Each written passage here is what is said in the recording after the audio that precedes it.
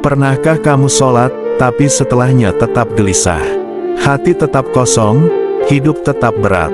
Mungkin, ada yang salah dalam sholat kita. Hari ini, kita akan bahas 6 hal yang, kalau masih kamu lakukan, bisa membuat sholatmu hampa, bahkan tak diterima oleh Allah.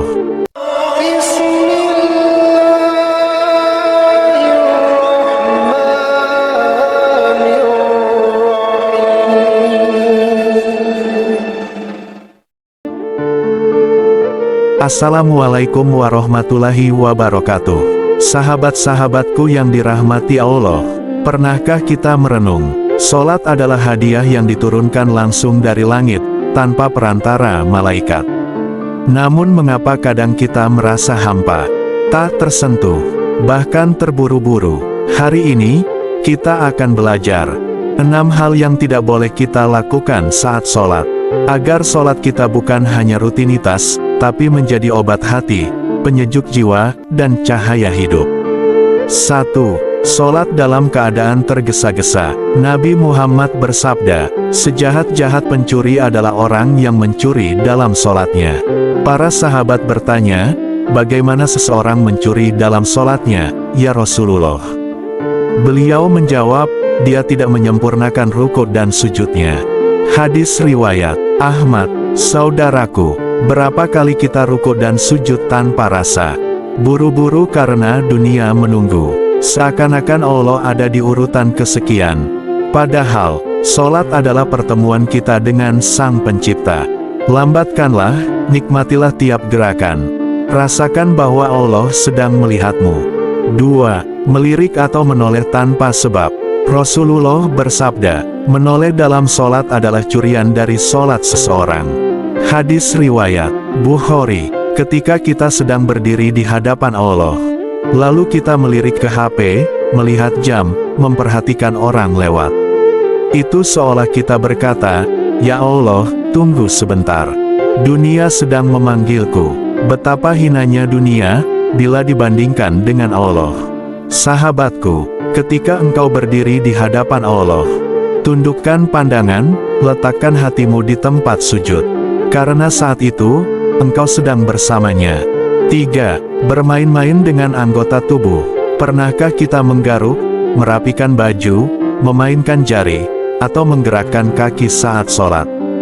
Rasulullah bersabda, tenanglah dalam sholatmu. Hadis riwayat Bukhari. Setiap gerakan yang tidak perlu, mengganggu kehusyukan.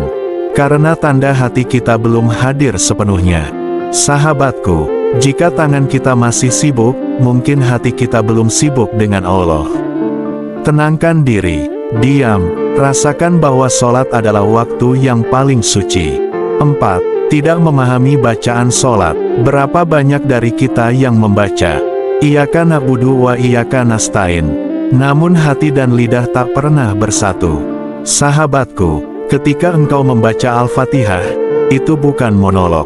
Itu dialog antara kamu dan Allah. Segala puji bagi Allah, Allah menjawab, hambaku telah memujiku. Hanya kepadamu kami menyembah, ini antara aku dan hambaku.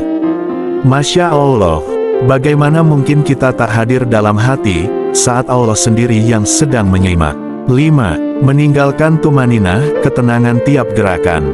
Rasulullah bersabda, tidak sah sholat seseorang sampai ia melakukan ruku dan sujud dengan tumaninah. Hadis riwayat Abu Dawud. Tumaninah bukan sekadar lambat, tapi tenang, hadir, berserah. Sholat bukan olahraga. Sholat adalah saat kau melabuhkan seluruh lelahmu kepada Allah. Tiap gerakan adalah zikir. Tiap sujud adalah pengakuan, aku lemah ya Allah, hanya engkau tempatku kembali. 6. Memikirkan urusan dunia saat sholat. Inilah penyakit terbesar. Badan di masjid, tapi hati di pasar. Bibir membaca surat, tapi pikiran menghitung tagihan. Padahal, Rasulullah bersabda, sesungguhnya seseorang bisa mendapatkan pahala sholat hanya setengahnya, sepertiganya, seperempatnya, bahkan sepersepuluhnya saja. Hadis riwayat Abu Dawud. Kenapa? Karena hatinya tidak hadir. Sahabatku, sholat adalah waktu yang Allah sediakan khusus untukmu. Gunakanlah untuk mengadu, mencinta, dan kembali. Jangan biarkan dunia mencuri waktu paling berharga itu. Sahabatku yang baik, sholat bukan beban, tapi hadiah dari langit. Ia bukan rutinitas, tapi kesempatan untuk bercakap dengan Allah. Maka mari kita jaga, hindari 6 hal ini. 1. Tergesa-gesa. 2. Melirik dan menoleh. 3.